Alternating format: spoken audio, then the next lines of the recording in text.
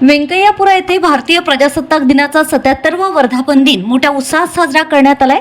अमरावतीच्या आमदार सौ सुलभाताई संजय खोडके यांच्या हस्ते ध्वजारोहण संपन्न झालंय। अमरावती महानगरपालिका क्षेत्रातील प्रभाग क्रमांक 8 जोग स्टेडियम अंतर्गत व्यंकय्यापुरा येथे 26 जानेवारी रोजी आयोजित भारतीय प्रजासत्ताक दिनाच्या 77व्या वर्धापन दिनानिमित्त आमदार सौ सुलभाताई संजय खोडके यांच्या हस्ते ध्वजारोहण करण्यात आलंय।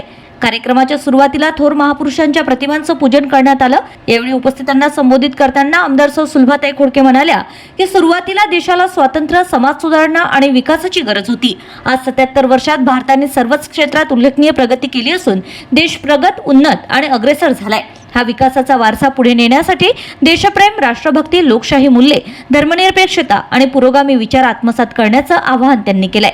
कार्यक्रमादरम्यान व्यंकय्यापुरा येथील सामाजिक कार्यकर्ते सचिन निकम यांच्या हस्ते यश सुलभा संजय खोडके यांचा यथोचित सत्कार करण्यात आलाय।